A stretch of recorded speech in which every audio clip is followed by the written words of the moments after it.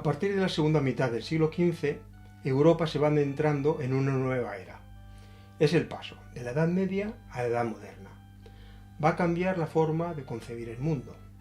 Es el nuevo mundo de los grandes humanistas, como Erasmo, el mundo del Renacimiento. Hay numerosos avances técnicos, por ejemplo aparece la imprenta que facilitará la difusión de los conocimientos. Igualmente mejora las técnicas de navegación, lo que permitirá el descubrimiento de nuevas tierras. Bueno, descubrimiento para los europeos, que los locales ya conocían sus tierras más que de sobra.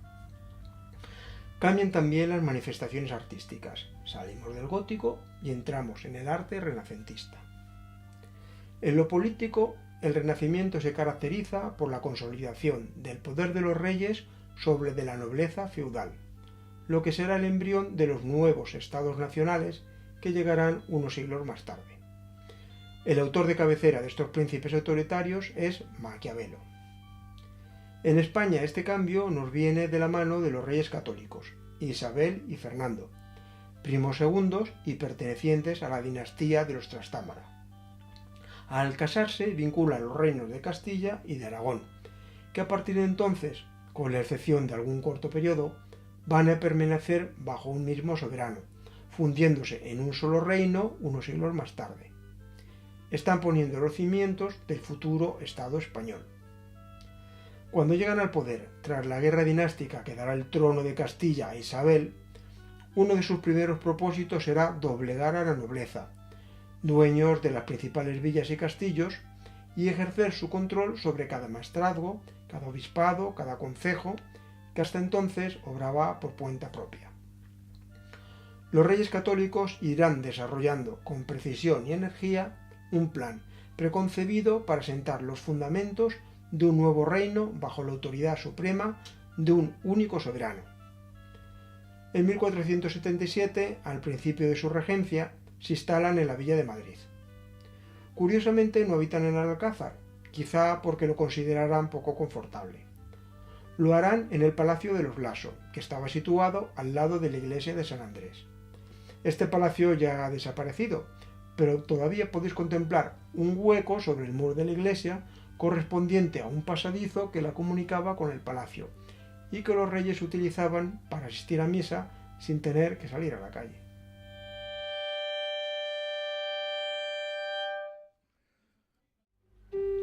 El autoritarismo real se va a manifestar enseguida sobre los madrileños. Para empezar, en 1476, Isabel, al igual que hiciera en otras poblaciones, va a ordenar desmontar las torres defensivas de la muralla, con el fin de evitar resistencias en el caso de que a los madrileños se le pusieran levantiscos. La pobre muralla, que ya había sufrido primero los daños de la guerra entre Pedro I y Enrique de Trastámara, y luego entre los partidarios de Juana la Beltraneja y la propia Isabel, quedó prácticamente inservible. Va a acabar siendo engullida por la ciudad, pues muchas edificaciones utilizarán el muro como parte de su cerramiento. Igualmente, para tener más controlados a los municipios, los reyes instauran nuevos cargos de designación real, tales como el pesquisidor, el vedor y especialmente el corregidor, una especie de delegado del gobierno al cual deberán rendir cuentas los regidores municipales. Estos últimos, desde hacía un siglo antes, eran cargos hereditarios, con lo cual el concejo abierto en el cual todos los vecinos tomaban las decisiones en asambleas ya se había quedado muy atrás. Muchos de los regidores que cobraban un dinero por ejercer el cargo, luego resulta que no asistían a la sesión del ayuntamiento. No sé si os suena de algo esta situación. Esto obligó a que los reyes tuvieran que promulgar en varias ocasiones disposiciones amenazándoles con retirarles el sueldo y el cargo. Y por la repetición regular de esta amenaza se ve que tuvieron más bien poco éxito.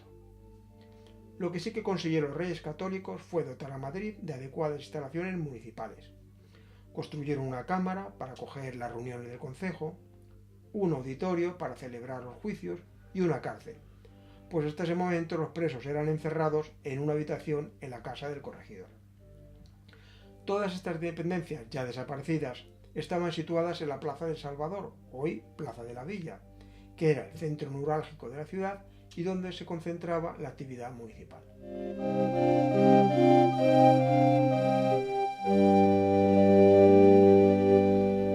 Y no solamente mejora las instalaciones municipales. Son tiempos de bonanza económica y Madrid progresa creciendo en extensión y en población, ganando peso en relación a las otras ciudades castellanas. Así, a finales del siglo XV, Madrid ha dejado ya muy atrás los recovecos de la antigua Medina y se extiende hacia lo que hoy es Puerta Cerrada y la actual Plaza Mayor. Los madrileños contemplan satisfechos cómo va mejorando su villa y se va dotando de las necesarias infraestructuras. Para empezar, los reyes católicos impulsarán el empedrado de las calles, que hasta ese momento eran de tierra. Se construye una alhóndiga, que era un edificio donde se almacenaba y se distribuía el grano. También se habilitarán nuevos espacios para el comercio. Precisamente los reyes impulsarían la construcción de la Plaza del Arrabal, la que luego se acabaría convirtiendo en la Plaza Mayor. En esta plaza se comercializaba especialmente la carne y el pescado. Algunas industrias molestas se trasladarán del lugar, por ejemplo las de curtidos de pieles, actividad que se realizaba en la zona de la actual calle Arenal y la plaza de Isabel II, desplazándose a la ribera de curtidores. También se trasladan a las afueras los vertederos de basura o muladares, para librar de los malos olores a los vecinos. Se construyen nuevas edificaciones religiosas, destacando la iglesia de los Jerónimos. Esta formaba parte de un monasterio que estaba situado en la ribera del Manzanares y que sería trasladado por orden de los reyes a una zona más saludable, el Prado. Fijaros en la magnífica portada de la iglesia, gran ejemplo del tránsito entre el estilo gótico y el estilo renacentista. Y también se construirán instituciones de asistencia. Una muy significativa fue el Hospital de la Latina. La Latina era el apelativo de Beatriz Galindo, salmantina afincada en Madrid, humanista y profesora de latín y gramática de la reina Isabel y de sus hijos. Beatriz fundó 2 conventos y este hospital situado en la calle de Toledo. El hospital se derribó en 1904, conservándose su bonita portada gótico-mudéjar en la Escuela de Arquitectura. El barrio de la Latina se quedó con el nombre de esta magnífica benefactora.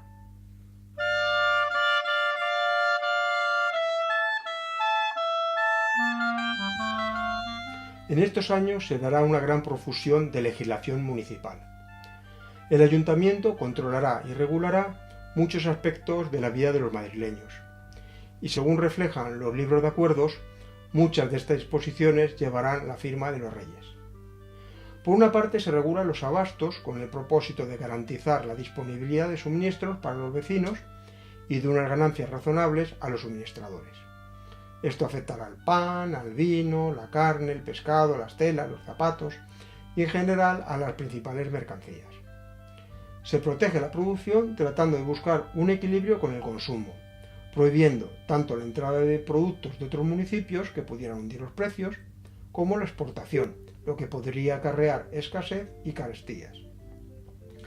Asimismo, se tratará de garantizar la calidad de los bienes que se comercializan. Por ejemplo, se prohíbe aguar el vino o vender pescado podrido, tarea que no debía ser nada fácil, considerando que el pescado fresco tardaba varios días en llegar desde Galicia o Asturias y que el método de conservación era mantenerlo en remojo. En relación a los oficios, también se trata de garantizar la profesionalidad de los que los ejercen. Se fija la edad mínima de los profesionales y algunas veces incluso se les exige pasar un examen de cualificación. Esto afecta, por ejemplo, a los oficios de la salud, a los médicos o físicos, como se denominaban entonces, a los cirujanos, a los boticarios y a los curanderos. A los boticarios, por ejemplo, se les prohíbe dispensar algunos remedios, tales como el rejalgar, a base de sulfuro de arsénico, o el solimón, compuesto de cloruro de mercurio. No me extraña nada que lo prohibieran.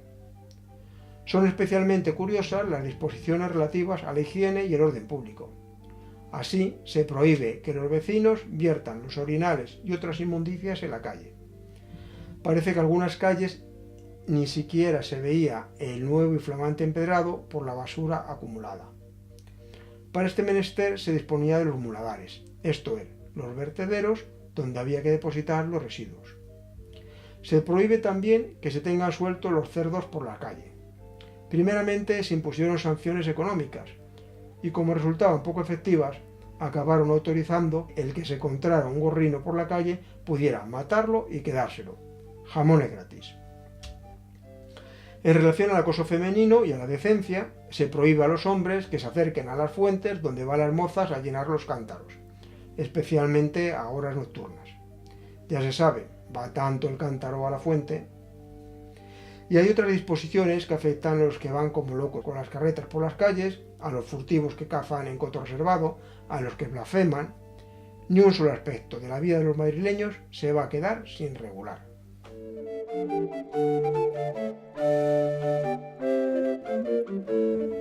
Las minorías y los regímenes autoritarios no encajan nada bien. Es mucho más fácil controlar un reino cuando todos los súbditos piensan y actúan de una manera uniforme. Resulta que entonces en España convivían comunidades de 3 religiones diferentes: cristianos, moros y judíos, cada una con sus leyes, sus trajes y sus costumbres. Los reyes católicos tratarán de uniformizar esta variopinta población, lo que afectará especialmente a los judíos. Los judíos ya habían sufrido unas persecuciones terribles. La más horrorosa fue en 1391, cuando algunos predicadores fanáticos incitaron a la población cristiana a asaltar las juderías al grito de bautismo o muerte. Como consecuencia se produjo la matanza de unos 4.000 judíos en toda España, en Madrid también. En 1480, sus católicas majestades establecen un decreto por el cual los judíos y los moros deben vivir confinados en un barrio separado del resto de la ciudad. Esta orden perturbaba gravemente el funcionamiento de la villa, pues muchos moros tenían sus comercios fuera de la monedería y ya no podrían atenderlos. Igualmente, la mayoría de los médicos eran judíos y al vivir confinados en un barrio que se cerraba al anochecer no podían asistir a los que se ponían enfermos. Finalmente Madrid se quedará sin médicos cuando en 1492 los reyes firman un decreto elaborado por el gran inquisidor Tomás de Torquemada, dictando la expulsión de los judíos que no accedieran a convertirse. Muchos se van, otros capitulan y se quedan. A partir de ese momento será la Inquisición la que se encargará de vigilar que las conversiones no sean aparentes. Precisamente uno de los indicios de comportamiento judaizante era el bañarse, pues eso de la higiene personal era cosa de infieles. Así que entre la basura de las calles, los gorrinos errantes y los efluvios del paisanaje, un paseo por la villa tenía que ser toda una sinfonía de aromas.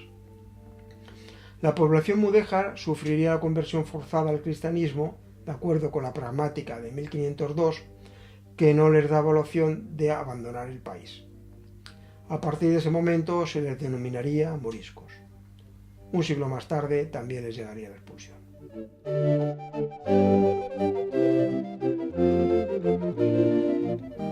A la muerte de Isabel, su hija Juana y su yerno Felipe I, denominado el Hermoso, hijo del emperador Maximiliano de Habsburgo, heredan la corona de Castilla. Fernando se queda como rey de Aragón. Felipe muere poco después y la regencia castellana pasará primero a manos del cardenal Cisneros y posteriormente al rey Fernando. A la muerte de Fernando acabará haciéndose cargo del reino el nieto de los reyes católicos, Carlos, aún en vida de su madre Juana, que por sus problemas mentales no estaba habilitada para gobernar.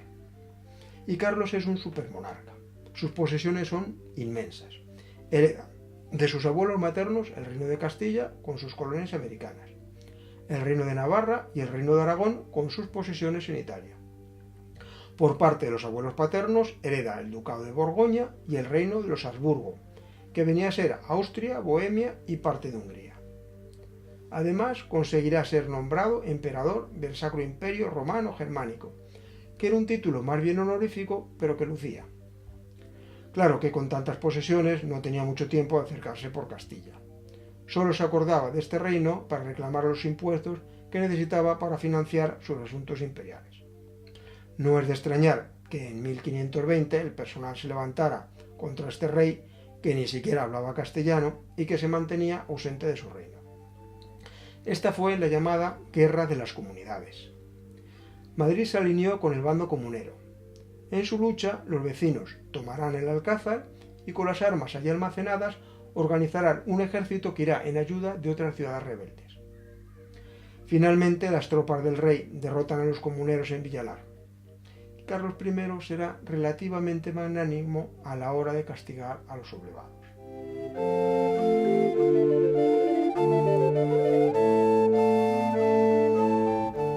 Entre los asuntos imperiales que tenía Carlos I entre manos estaba la pugna con el rey de Francia por los territorios italianos que los dos reclamaban como suyos. Ambos monarcas se enfrentan en armas y en 1525, en la batalla de Pavía, los franceses son derrotados, siendo capturado nada menos que Francisco I, el flamante rey de uno de los reinos más poderosos de Europa. Francisco I es llevado a Madrid y alojado en una de las casas de la familia Luján, situada en la Plaza del Salvador y que aún se conserva. Allí estuvo el pobre encerrado un tiempo, morando luego en el Alcázar, hasta que 2 años después, por fin, accedió, en el llamado Tratado de Madrid, a renunciar a sus pretensiones sobre Italia y sobre el Ducado de Borgoña. El compromiso sacado a la fuerza se quedó en papel mojado, porque ambos monarcas seguirían enfrentándose en sucesivas contiendas. Carlos I también acabó cogiendo el gusto por Madrid y se ocupó de dotar a la ciudad con una verdadera residencia regia. De esta forma mandó reformar y ampliar el Alcázar, que se acabaría pareciendo mucho más a un palacio que a la sobria fortaleza militar que había sido hasta entonces. A Carlos I le sucederá su hijo Felipe II, y con él Madrid va a experimentar una transformación que cambiará para siempre el destino de la villa. Pero eso ya es materia del capítulo siguiente. Muchas gracias por vuestra atención.